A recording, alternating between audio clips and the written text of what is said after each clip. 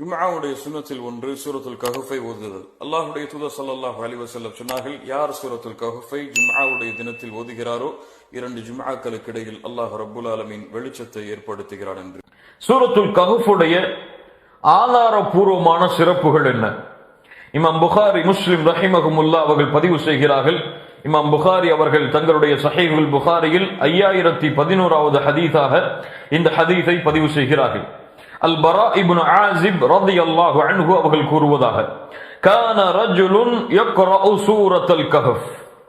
ஒரு மனிதர் அல்லாஹ்வுடைய தூதருடைய காலத்தில் ஒரு நபித்தோழர் வீட்டில் உட்கார்ந்து கொண்டு சூரத்துல் கஹஃபை ஓதிக் கொண்டிருந்தார். அவருடைய பெயர் இன்னும் சில ரிவாயத்துகளிலே தெளிவாக வருகிறது, உஸைத் இப்னுல் ஹுதைர் ரலியல்லாஹு அன்ஹு. உஸைத் இப்னுல் ஹுதைர் ரலியல்லாஹு அன்ஹு சூரத்துல் கஹஃபை தங்களுடைய வீட்டில் உட்கார்ந்து ஓதிக் கொண்டிருந்தார். وَإِلَى جَانِبِهِ حِصَانٌ مَرْبُوطٌ بِشَطْنَيْنِ. அவருக்கு அருகில் அவருடைய குதிரை 2 கயிறுகளால் கட்டப்பட்டிருந்தது. فَتَغَشَّتْهُ سَحَابَةٌ. அவர் குர்ஆனை சூரத்துல் கஹஃபை ஓத ஓத அந்த குதிரையை நோக்கி ஒரு மேகம் இறங்கி வந்து கொண்டிருந்தது. فَجَعَلَتْ تَدْنُو وَتَدْنُو وَجَعَلَ فَرَسُهُ يَنْفِرُ. அந்த மேகம் இறங்க இறங்க, இவர் குர்ஆனை ஓத ஓத மேகம் இறங்க இறங்க அந்த குதிரை பதறிக் கொண்டிருந்தது, திமிரு கொண்டது, அது விரண்டோடியது. ஃபலம்மா அஸ்பஹ, காலை விடிந்தவுடன் அத்தன் நபிய ஸல்லல்லாஹு அலைஹி வஸல்லம், அல்லாஹ்வுடைய தூதரிடத்தில் அது நினைவு காட்டப்பட்டது. அல்லாஹ்வுடைய தூதர் முஹம்மது ரசூலுல்லாஹ் ஸல்லல்லாஹு அலைஹி வஸல்லம் சொன்னார்கள், தில்க ஸகீனத்து தனஸ்ஸலத் பில் குர்ஆன். அது குர்ஆனை ஓதும் பொழுது இறங்கக்கூடிய அமைதியாகும் என்று அல்லாஹ்வுடைய தூதர் முஹம்மது ரசூலுல்லாஹ் ஸல்லல்லாஹு அலைஹி வஸல்லம் அவர்கள் சொன்னார்கள். இந்த நிகழ்வு நமக்கு 2 பாடங்களை கொடுக்கிறது. அவர் எப்போது குர்ஆனை ஓதுகிறார்? எப்போது ஓதுகிறார்? இரவுடைய விடியலில் இரவுடைய நேரத்தில் ஓதுகிறார். அல்லாஹு அக்பர். இரவில் விழித்து குர்ஆனை ஓதக்கூடிய வழக்கம் சஹாபாக்களுடைய வழக்கம்.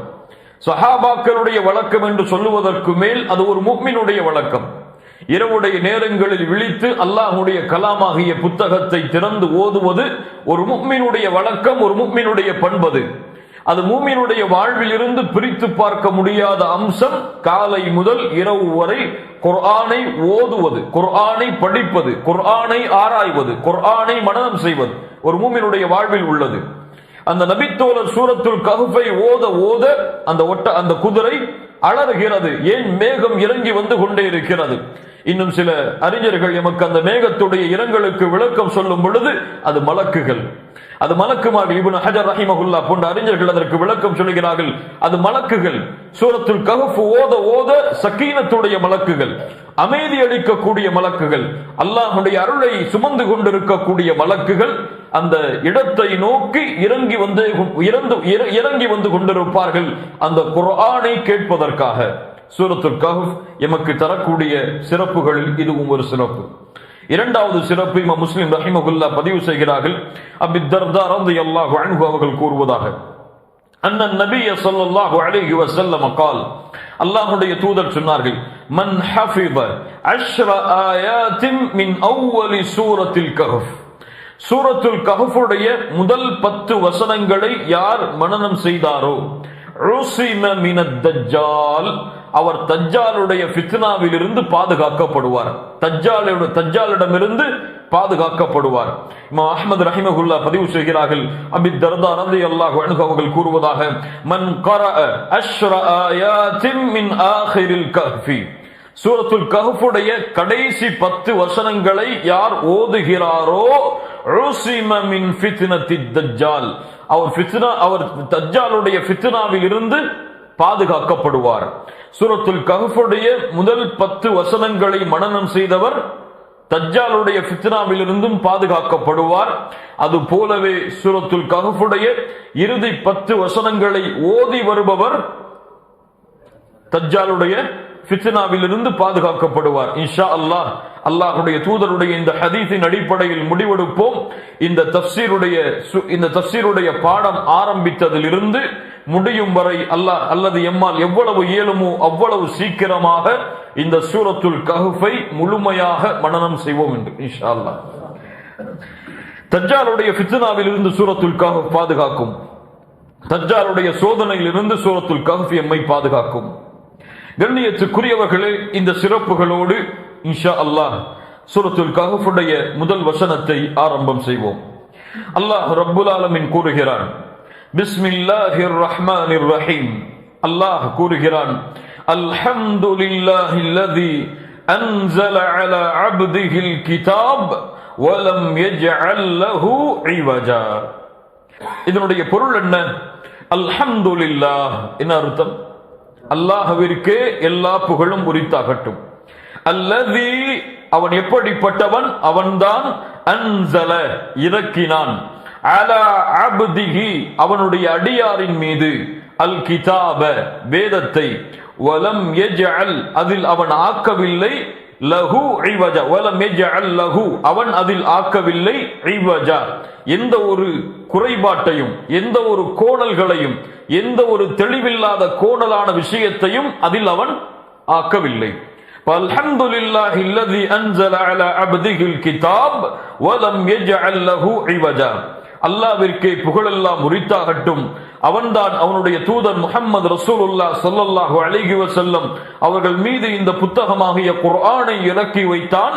வலம் யஜ்அல் லஹு இவஜா. அந்த குர்ஆன் எத்தகையது? அந்த குர்ஆனில் எந்த ஒரு குறைவையும் எந்த ஒரு கோணலையும் அல்லாஹ் ரப்புல் ஆலமீன் ஆக்கவில்லை.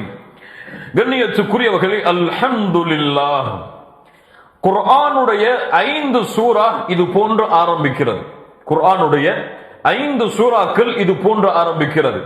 அல்லாஹ் தன்னை புகழ்ந்து ஆரம்பிக்கிறான். அல்ஹம்துலில்லாஹ், அல்லாஹ்விற்கே எல்லா புகழும் உரித்தாகட்டும் என்று அல்லாஹ்வுடைய புகழ்ச்சிகளோடு ஆரம்பிக்கக்கூடிய சூறாவில் சூரத்துல் கஹ்ஃபும் ஒரு சூரா. சூரத்துல் ஃபாத்திஹா அல்ஹம்துலில்லாஹ் என்று ஆரம்பிக்கும். சூரத்துல் அன்ஆம் நடு சூரா சூரத்துல் கஹ்ஃப், சூரத்துல் சப, சூரத்துல் ஃபாத்திர். இந்த 5 சூறாக்கள் சூரத்துல் ஃபாத்திஹா, சூரத்துல் அன்ஆம், சூரத்துல் கஹ்ஃப், சூரத்துல் சப, சூரத்துல் ஃபாத்திர். இந்த 5 சூறாக்கள் அல்லாஹ்வுடைய புகழ்ச்சியோடு ஆரம்பமாகும். அப்படி அல்லாஹ்வுடைய புகழ்ச்சியோடு ஆரம்பிக்கக்கூடிய சூறாவில் சூரத்துல் கஹ்ஃப் ஒரு சூரா. அல்ஹம்துலில்லாஹ் என்ன அர்த்தம்? புகழ்ச்சிகள் எல்லாம் அல்லாஹ்விற்கே உரித்தாகும். புகழ்ச்சிகள் எல்லாம் அல்ஹம்து, அது ஷுக்ர் நன்றிக்கு மேலானது. புகழக்கூடிய தன்மைகளுக்கெல்லாம் உச்சகட்டம் அல்ஹம்து. அல்ஹம்துலில்லாஹ், அல்லாஹ்விற்கே எல்லா புகழும் உரித்தாகட்டும். யார் அந்த அல்லாஹ்? அல்ஹம்துலில்லாஹ். புகழக்கூடியவர்கள் தங்களுடைய நாவை அசைப்பதற்கு முன்னாலும் அல்லாஹ் புகழ்ச்சிக்குரியவன் தான். அவன் இந்த உலகத்தை படைப்பதற்கு முன்னாலும் அவன் படைப்பாளன் தான். இந்த உலகத்தை அல்லாஹ் ரப்புல் ஆலமீன் வடிவமைப்பதற்கு முன்னாலும் அழகிய முறையில் அவன் வடிவமைப்பவன் தான். அல்ஹம்துலில்லாஹ். அது போல புகழ்ச்சிகள் எல்லாம் ஆரம்பிப்பதற்கு முன்னாலும் அவன் புகழ்ச்சிக்குரியவன் தான். அல்ஹம்துலில்லாஹ்.